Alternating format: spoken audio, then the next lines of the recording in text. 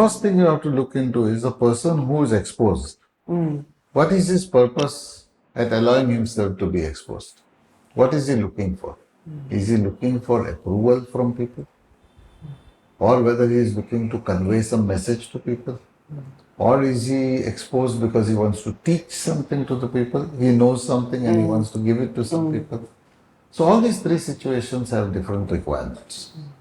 The primary one where he is looking for approval from people, like he wants people to say nice things about him, send so many likes to him and things like that. He's really playing into the hands of the people's emotions. So he's playing to their tune.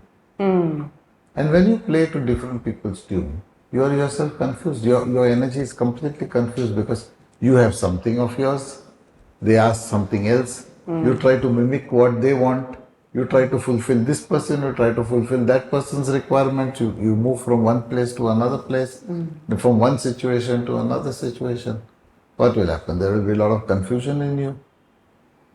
You will end up becoming a confused person. You will not know what is right, what is wrong, because you don't care what is right or wrong. That is not your purpose at all. Your purpose is simply to make other people happy. That's all. That also not from your wisdom. Not from your knowledge. What they want, you want to say that to them. Yeah. So eventually what happens? Their negativity comes to you. So we talked about cords. So they attach cords to you. You are able to sense, okay, he wants something like this, so I say this. He wants me to say this, so I say this. He wants me to say that, so I say that. So what is it actually you're saying? No sense. All your statements are contrary to each other. So that situation of people are bound to get into serious trouble.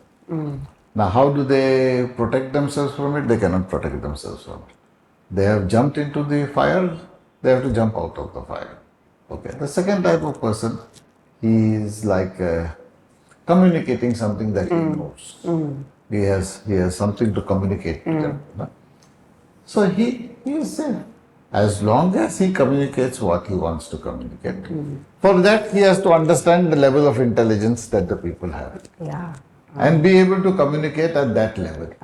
If you communicate at a high level, it will go above their heads. He will get bad feedback. So, and that will make him dejected, make him sad. He is a nice, genuinely good person, genuinely good intention, but he doesn't know the modus operandi. So you must know that your modus has to also be correct.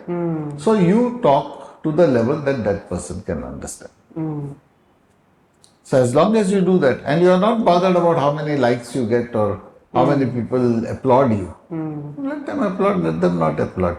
Your job was not to get their applause. Your job was to communicate an information to them. Fine, go ahead and do it. The third type of person is like a teacher. He has attained a particular level of intelligence, a particular level of knowledge, of wisdom, and he wants to give that wisdom to the people in the hope that the people will improve their life the way he knows that it will improve. It's from their wisdom. How their consciousness told them, they are saying it. You like it, take it, keep it. You don't like it, leave it, lump it. It doesn't bother them. If you are at that level, nothing affects you. Why? Somebody likes it, they take it. If they don't like it, they don't take it. You are unaffected. The second level fellow is affected because he feels, nobody has responded to me. Why? Because he is not communicating. For them, he has to bother about what level of communication. The third level fellow is bound to be affected because whatever happens, he will be unhappy. Because you can't make everybody happy. Some will be happy, some will be unhappy. So it depends at what level you are communicating.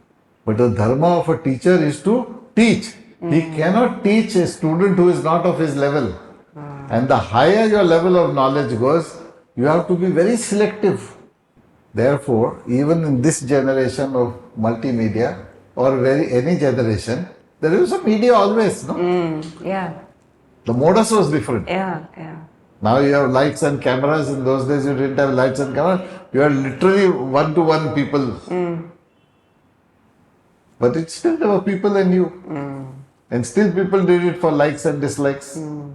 And still people did it for approval, and still people did it least bothered whether you approve or don't approve.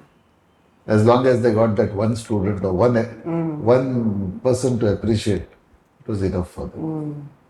Because they knew at this level, I can't have a multitude.